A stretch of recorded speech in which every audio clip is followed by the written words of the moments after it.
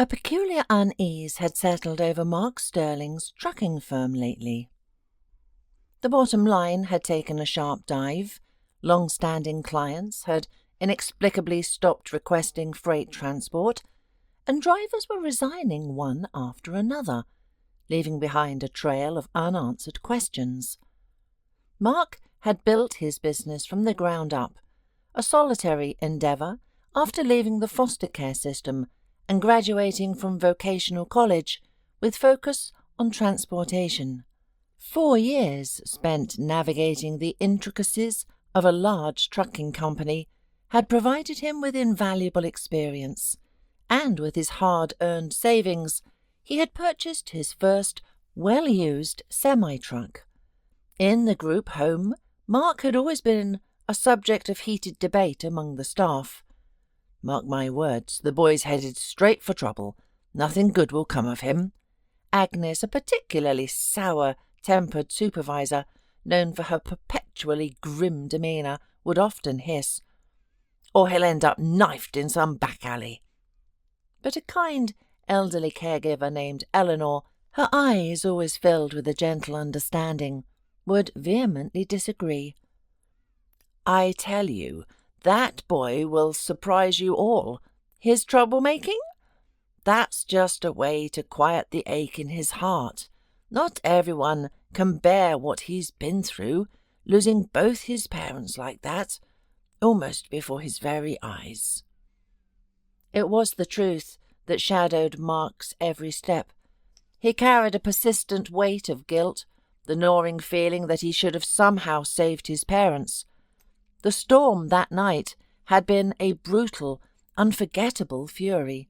Hurricane-force winds had ripped shingles from roofs and snapped trees like twigs. One such fallen tree had crashed into a nearby utility pole, sending it toppling onto the fence of the small country home where Mark lived with his mother and father. A severed power line from the street lamp lay coiled on the ground in their yard, a silent, deadly serpent. "George, what happened to the lights?" Mary, Mark's mother, had exclaimed as darkness enveloped the house. "I don't know, honey. Maybe a fuse blew." Her husband peered out the window, but all he could see was the relentless rain and the distant flashes of lightning as the storm began to recede. "I'll go take a look. Maybe one of the neighbours knows something," Mary said, pulling on a light raincoat before stepping out into the yard. She didn't see the downed cable lying in the grass, and with an icy cry she collapsed, the electric current seizing her. "Mary's been gone a while," George said, a knot of worry tightening in his chest. He rushed out the door and saw his wife lying near the fence. He instinctively ran towards her, only to crumple beside her moments later. All this time Mark had been in his room, oblivious to the tragedy unfolding just outside. It wasn't until the piercing wail of an ambulance siren sliced through the night that he went to see what had happened. Stepping onto the porch, the horrifying tableau of his mother and father lying on the ground in unnatural positions seared itself into his memory. The boy was about to rush down the steps when a blood-curdling scream from a neighbour froze him in place. "Mark, stop! Don't you dare!" Just then an electric company truck arrived. "Power's been cut," one of the workers said, but he still cautiously checked the cable on the ground for any residual voltage. Once they confirmed it was safe, the paramedics rushed to Mark's parents, but it was too late. Mark had just turned 14. With no other relatives, he was sent to the foster home after the funeral, and the windows and doors of their small house were boarded up, a silent testament to a life abruptly ended. "He won't have any protectors behind those walls," Agnes had prophesied, her voice laced with grim satisfaction. "It's a bleak future for that boy. He won't last a day on his own." "You're a viper, Agnes," Eleanor had retorted, her voice sharp despite her gentle nature. "He's a good kid." And Eleanor had been right. Mark, after buying his first used truck, had worked tirelessly as a driver. He had eventually taken out a loan, using the truck as collateral, bought another small truck, hired a driver, then secured contracts with local businesses, steadily expanding his fleet. The business had begun to thrive. He rented a good apartment, though he knew their old house in the country was still there, but he had neither the time nor the inclination to deal with selling it. And then he met Erica. "Excuse me, young man, could you help me for a moment?" A melodic voice called out as Mark was returning home from work, just stepping into his apartment building's entryway. Turning, he found himself face to face with a woman of breathtaking beauty. She stood precariously on one leg, using a nearby lamppost for balance, a broken heel dangling from her hand. "Snapped right off," she explained with a rueful laugh. "And of course my phone's dead.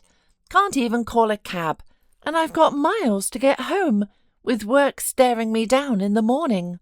She rattled off her string of minor disasters with a surprising lightness. In that moment Mark knew he was a goner. He hadn't dated much, and certainly no one who possessed this blend of vulnerability and humour. "Of course, where can I take you?" he stammered, a rush of unexpected protectiveness washing over him.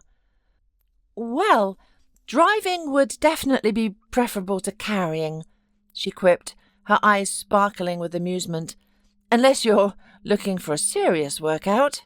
From that very evening, Mark couldn't imagine his life without Erica. She worked as an accountant for a small local business.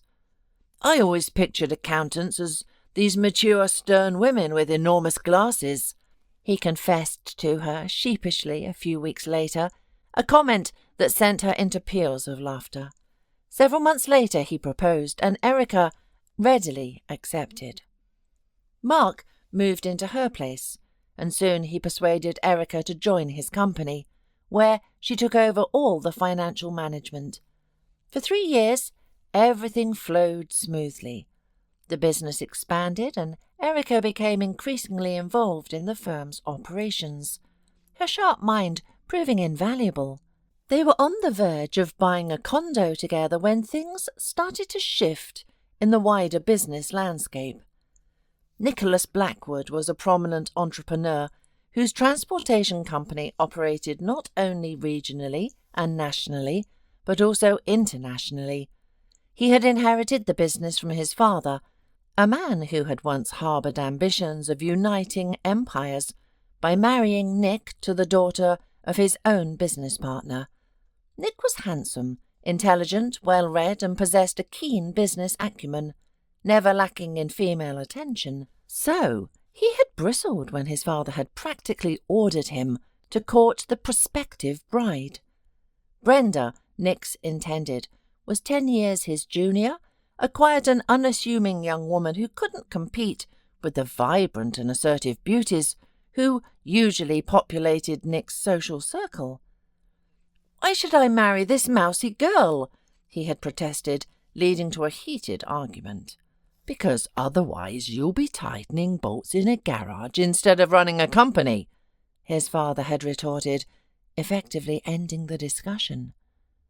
"Brenda is a good girl, unspoiled, unlike those floozies you drag around from clubs. You don't think I'd jeopardize our family's future for some silicon-enhanced gold digger, do you? There's a gala coming up for the company anniversary. My partner and his daughter will be there. You charm Brenda, just like you know how." Nick had reluctantly agreed. Charming Brenda hadn't been particularly difficult. He had showered her with attention all evening, and it could be said, had her completely smitten by the end of the night. They were married within a month. It was then that Nick's true colours began to show. He forbade Brenda from seeing her friends, controlled her visits with his parents, and demanded a detailed accounting of every expense. "You don't think you can just throw money around, do you?" he would sneer, his brow furrowed as he scrutinized her receipts. Nick was emotionally distant, offering only rare moments of clumsy affection when he had had too much to drink. Brenda, however, never complained to her parents, wanting to maintain the facade of a happy marriage. Everyone assumed she was living a life of luxury, wanting for nothing. In public, they were the picture of a perfect couple. As for Nick's fidelity, it didn't last long. His new interest was beautiful, intelligent, and self-assured. They were introduced by a mutual client at the unveiling of Nick's new warehouse complex. Erica, in her capacity as the CFO of Mark Sterling's company, was there to explore potential collaborations. Starting with a business discussion about rates and routes, Nick and Erica quickly found common ground over coffee during a break. "Didn't realize such a gem was hidden away in such a modest little firm," Nick had remarked, offering a dubious compliment. "Well, we're clearly doing something right," Erica had retorted with a sly smile, openly appraising her handsome interlocutor. "After all, our client is also yours, and they don't partner with just anyone." "Touché," Nick had laughed, appreciating her quick wit. "Perhaps we could repeat this coffee sometime?" "Oh, I have a proposal I can't refuse," Erica had purred, a knowing glint in her eyes. She understood that this man was like a cat that walks on its own and knows what it wants, and truthfully a great part of her didn't mind his attention. Her affection for Mark had always been comfortable, a quiet acceptance of his devotion, but Nick ignited a fire in her veins, a heady rush that clouded her judgment and quickened her pulse. It wasn't long before their restaurant rendezvous transitioned to hushed hotel rooms, stolen moments charged with the dangerous electricity of mutual passion. "Come work for me as my CFO," Nick proposed one afternoon, stepping out of the shower while Erica still lay languidly in bed, gazing at the ceiling with a satisfied smile. "And how exactly do you envision that?" she purred, a playful smirk touching her lips as she emerged from her reverie. "I do happen to have a husband, you know. Well, if you marry me, I might consider it," she added, a teasing challenge in her voice. "And would you give me a son?" Nick blurted out suddenly, his expression surprisingly intense. "I need an heir. My wife, she can't seem to conceive." "Get a divorce, then we'll talk," Erica scoffed, though a flicker of something akin to triumph danced in her eyes. "Easy," Nick waved dismissively, sliding back under the covers with her. But a surprise awaited him when he finally returned home. "Nick, I'm pregnant! 4 months already!" Brenda greeted him in the hallway, her face radiant with joy.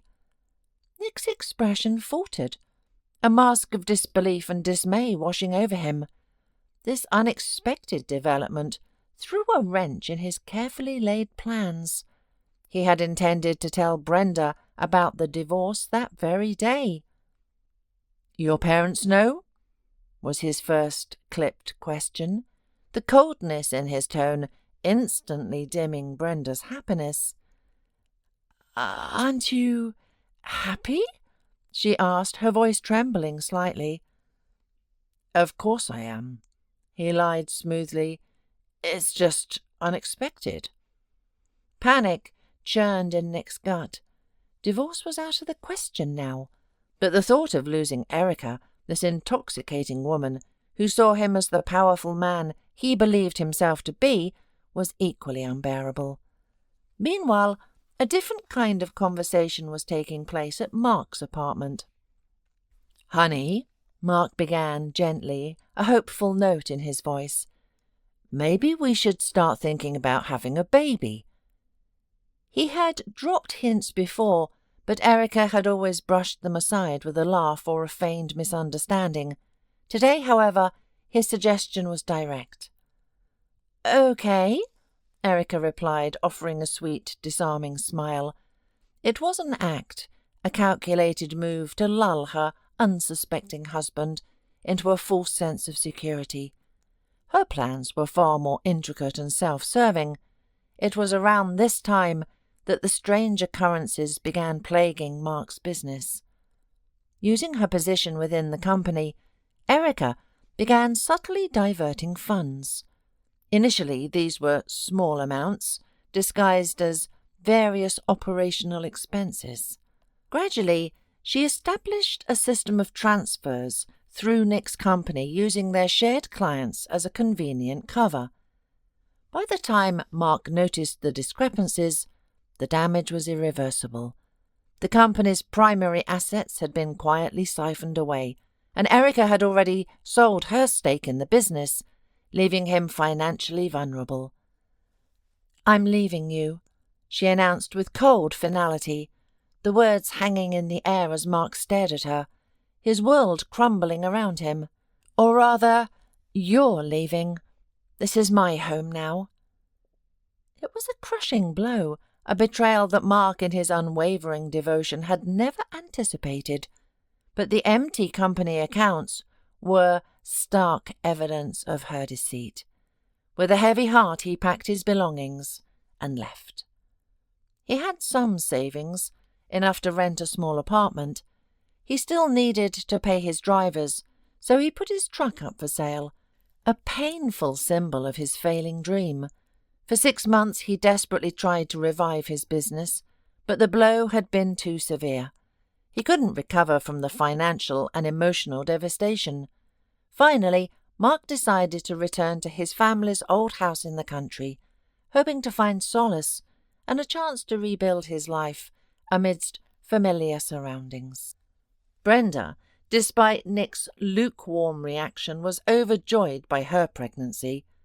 Only one shadow marred her happiness: the sudden death of her father, who had suffered a heart attack in his office. She grieved that he wouldn't get to meet his grandchild. Meanwhile, Nick became increasingly distant, spending more and more time with Mark's ex-wife. Erica, impatient and demanding, would unleash furious tirades on him for his delay in divorcing Brenda. "Nick, it's been almost 6 months. How long are you going to keep me waiting? What is it with you and your mediocre wife?" "My love," Nick finally confessed, the weight of his predicament heavy in his voice, "I didn't want to upset you, but Brenda's about to give birth. I'm going to have an heir. I don't know what to do." "What?" Erica's voice was sharp with disbelief, her composure shattering. "And you said nothing? Do you think I'm a fool?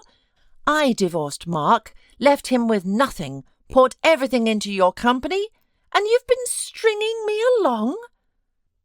"Honey, don't worry. I'll figure something out." Nick rushed to placate her. A few days later, Brenda was packing a bag for the hospital when she overheard Nick's hushed phone conversation. "I came up with a plan. I'll take the baby after it's born, and then I'm filing for divorce. The court will side with me. She has no one to defend her. I will do everything to that." Then, after a pause, he added, "Fine, then it'll be an accident, whatever you say." Another pause, his tone softening. "You'll be a good mother to my son, Erica, and then you'll give me children of my own." Brenda froze, a glacial hand of fear clenching her heart. How could she have been so naive, so blind? She had to run, but just then a sharp pain lanced through her abdomen. "It's starting!" she gasped. "Nick!" she cried out. Her husband rushed in, abandoning his phone. He called an ambulance, his face a mask of forced concern, and sent her to the hospital. Then he turned and headed straight to his mistress. 6 agonizing hours later, Brenda gave birth to a healthy baby boy. Clutching her newborn, she insisted on completing the birth certificate right there in the hospital. 5 days later, document in hand, she slipped away from the hospital with her son. When Nick arrived, expecting to take his wife and child home, the nurses exchanged confused glances. The new mother had told them there was no one to pick her up, and that she would be leaving on her own. No one knew where she had gone. Nick launched a frantic search, but Brenda and the baby had vanished without a trace. "You've lost your mind," his father roared when he learned of his daughter-in-law and grandson's disappearance. "What did you do to her? She wouldn't just run off like that. If anything happens to my grandson, you'll regret the day you were born." Nick's father had long since retired, but still wielded considerable influence. Nick knew his father could easily strip him of everything. "I'll find them," he promised, offering no details about his complicated personal life. March arrived, a landscape of lingering snow and biting winds. Back to his rural hometown, Mark saw his old house in the distance.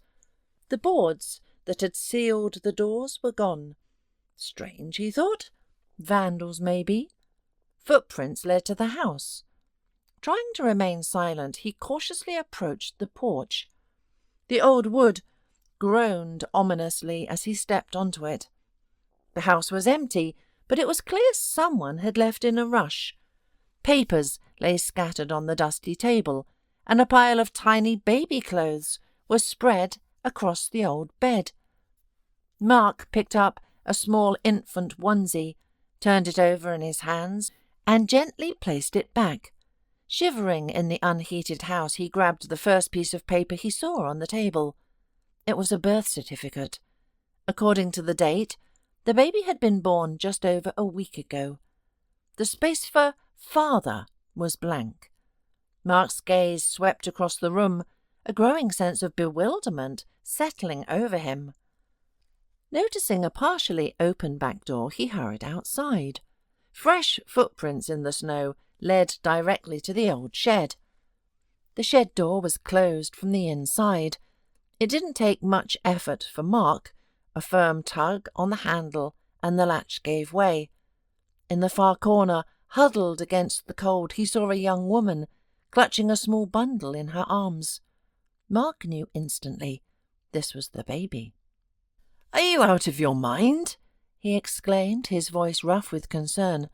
"You'll freeze out here, and the baby will too. Come on, get to the house." He didn't have an opportunity to process who this woman was, or what she was doing in his abandoned home. He simply helped her to her feet and gently guided her towards the house. The stranger was trembling uncontrollably from the cold and fear, clutching the infant tightly to her chest. Inside, Mark led them to the bed and immediately set about lighting the old wood-burning stove. Soon a comforting warmth began to spread through the small house. The baby started to cry, and the woman looked at Mark with pleading eyes. "I'm not going to look," Mark said, turning away. "You can go into the other room, but it needs to be heated too, or you'll both perish from the cold." Maybe we could stay here if you don't mind," the woman finally spoke, her voice barely a whisper. She was nursing the baby, and Mark could hear the tiny, desperate gulps. Once fed, the infant settled into a peaceful sleep, nestled in the warmth. The woman carefully laid the baby on the bed, covering him with her thin shawl. Do you live here?" she asked Mark, her eyes searching his face. Mark nodded slowly, then, after a moment of consideration, spoke.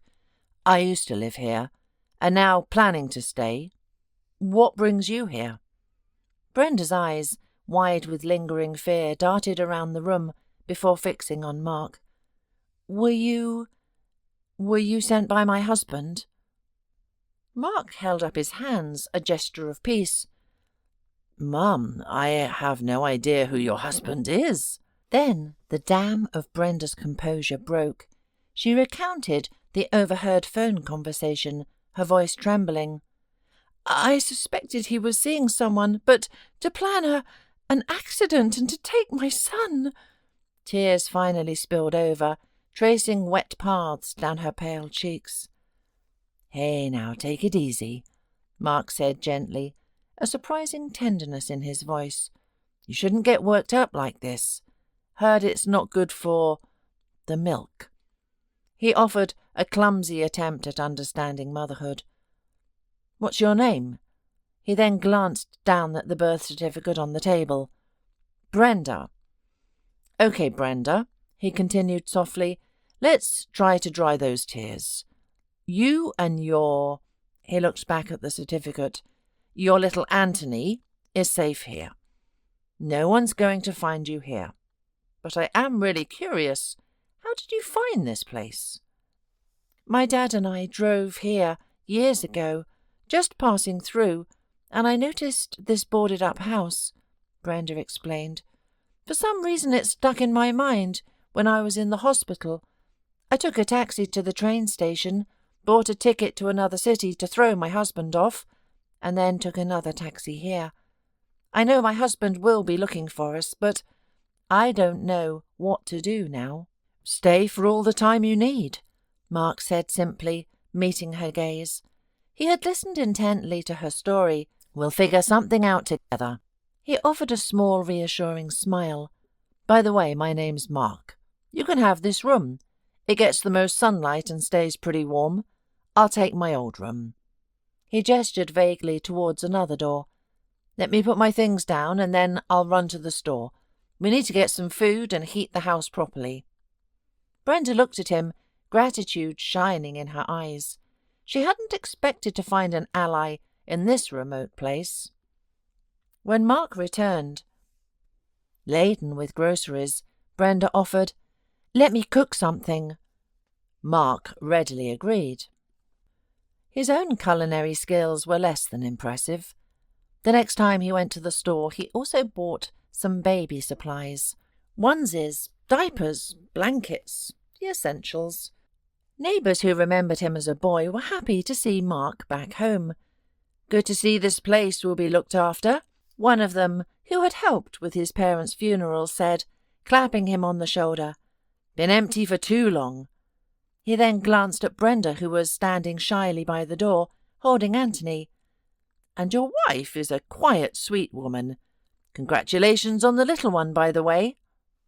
Mark didn't correct him, figuring it would invite fewer questions. Meanwhile, Nicholas was determined to find his wife and son. His connections were extensive, and it wasn't long before he learned about the train ticket Brenda had purchased. Rushing to the city on the ticket, he discovered she had never arrived. Where the hell are you? He fumed. His next step was to hire a private investigator. A week later, the detective laid a report on his desk. His wife was living in a rural house with some man. That snake! Nicholas roared, his face contorted with rage. That quiet little mouse has been cuckolding me this whole time. And who knows if that kid is even mine. He vowed to demand a DNA test before acknowledging the child. He called his father, his voice tight with fury. Your precious Brenda has shacked up with some hick in the middle of nowhere, the little saint. She has clearly been playing us all. I'll drag her back here, and she can explain herself to your face. Nicholas's father was stunned. He had always liked Brenda and had eagerly awaited the arrival of his grandchild. His wife had passed away a few years prior, and he, though retired, still possessed considerable energy and had looked forward to spending time with Nick's child. Knowing his son's volatile temper, however, he decided to reserve judgment and hear Brenda's side of the story first. Bring her to me, then we'll talk, his father replied sternly before hanging up. I'm going with you, Erica declared, her eyes hard, when Nick relayed the news. I'll be a witness. We'll accuse that hick of kidnapping Brenda and the baby. We'll get your wife and son back, and then we'll figure out what to do with her. Maybe you shouldn't get involved in this, Nick said hesitantly, a flicker of doubt crossing his face. I'm already involved, Nick, up to my neck, she snapped, her gaze sharp. After all, my money is tied up in your company, and I'm not about to let you pull some stunt that leaves me penniless. No, I would never do that, Nick said, reaching for her to kiss her, but she turned her face away. Not until I see a ring on my finger can I trust you completely. Fine, let's go, Nick agreed, and they climbed into his SUV, setting off on the road. March weather was notoriously unpredictable, a constant shift between snow, frost, thaw, and sudden drops in temperature. Today, a hard freeze had followed a brief thaw, leaving treacherous black ice on the roads. Experienced drivers were cautious, but Nick, fueled by rage, sped recklessly, trusting the power of his vehicle. Nick, slow down. What's the rush? They're not going anywhere, Erica pleaded, trying to reason with him. I want to see that lowlife, Nick gritted out, his knuckles white on the steering wheel. Without reducing his speed, he swerved off the main highway onto a secondary road leading to the rural town where Brenda and Anthony were hidden. Suddenly, a rabbit darted out of the woods, directly into their path. Erica screamed, a high-pitched sound of pure terror. Nick yanked the steering wheel and slammed on the brakes simultaneously. The SUV fishtailed, spun violently and flipped over several times, skidding on its roof for a horrifying distance before finally crashing into a snowdrift. Passing motorists stopped and rushed to the wreckage, frantically calling for emergency services. All of this was visible from the window of Mark's old house. Brenda froze, witnessing the horrific accident, completely unaware that her husband was inside the mangled vehicle. "Mark!" she called out. "Look! There's been a terrible accident." "Maybe they need help." Mark, pulling on a jacket, rushed out of the house and towards the scene. He arrived just as the ambulance did. The paramedics carefully extracted a man's body from the twisted metal. He was dead. Then they began working on the woman. She was still alive. Mark instantly recognized his ex-wife, Erica. A pang of pity resonated within him. Her eyes flickered open and a look of stunned surprise crossed her face as she saw him. Erica tried to speak, but only a choked gasp escaped her lips before she lost consciousness. They loaded her into the ambulance, its siren wailing as it sped towards the city, but she didn't make it. She died on the way. Police arrived quickly and identified the deceased. Mark recounted everything he knew and stepped back to the side of the road, a strange sense of detachment settling over him. Suddenly, he heard a faint ringing and felt a vibration. Looking around, he noticed a cell phone lying in the snow, likely fallen from the dead man's pocket as the paramedics had worked. The screen illuminated, displaying Dad as the caller. Almost instinctively, Mark picked up the phone, pressed the green button and held it to his ear. "Nick, did you find Brenda and the baby?" A worried, elderly voice asked urgently. Mark was stunned into silence. "Well, why aren't you saying anything? Where are they? Are they all right?" Mark walked over to a police officer who was taking notes and handed him the phone, nodding towards the body covered by a jacket. He no longer heard what the officer was saying to the grieving father. He turned and walked back towards the house, his pace quickening until he was running. Brenda looked at Mark with wide, questioning eyes as he returned, his face ashen. "What is it?" she asked anxiously. He had to tell her everything. Brenda didn't utter a single word. The woman with him was my ex-wife," he finally managed to say. "Now I understand where my business went," he added, a bitter understanding dawning in his eyes. "She was a good financial manager. I just trusted her too much." "So, my husband and your wife?" Brenda gasped, unable to comprehend the bizarre coincidence. "It seems that way," Mark confirmed. "You don't have to be afraid any more. You can go back to your home." He hesitated. "Of course, there's still your father-in-law, but from what you've told me, he seems like a decent man. Would you like me to go with you? Explain the situation?" "No," Brenda said, a newfound resolve in her voice. "I'll go myself." She needed to speak to her husband's father face to face. Could you drive us to the city?" "Of course," Mark nodded. "But I'll be nearby just in case." Brenda entered her father-in-law's house, little Anthony nestled securely in her arms. Mark followed closely behind. "Brenda, my dear girl, what has happened?" Nicholas's father, his eyes filled with tears, embraced his daughter-in-law and grandson. "He was coming to find you."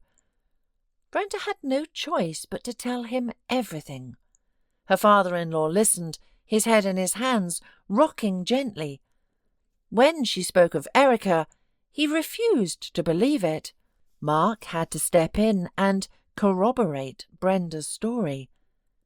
"So that's where those sudden large investments in our company came from," Nicholas's father said, shaking his head sadly. "So, son, they left you with nothing? All right." The old man sighed, a new determination hardening his gaze. "We'll sort this out." He asked Brenda to return to her husband's house. "This is your home now, and my grandson's home. All his assets are now yours." He was deeply grateful to Mark for sheltering Brenda and Anthony, and offered to return all the stolen assets. But Mark refused. "I'll earn it back. That money belongs to Brenda and Anthony now." "Goodbye," Mark said. A quiet farewell. "Then I'll offer you a share in the business," the man insisted. "I can see you're a good man, smart and capable." Though the death of his wayward son had struck a deep wound in his old age, the businessman gradually found a semblance of peace as time moved forward. He eventually entrusted his business to Mark and Brenda. In time, they both realized their growing affection for each other had blossomed into love, and the elderly man became a happy grandfather to 3 grandchildren. And though 2 weren't related by blood, it no longer mattered. Love, kindness, and a shared future had created a new kind of family.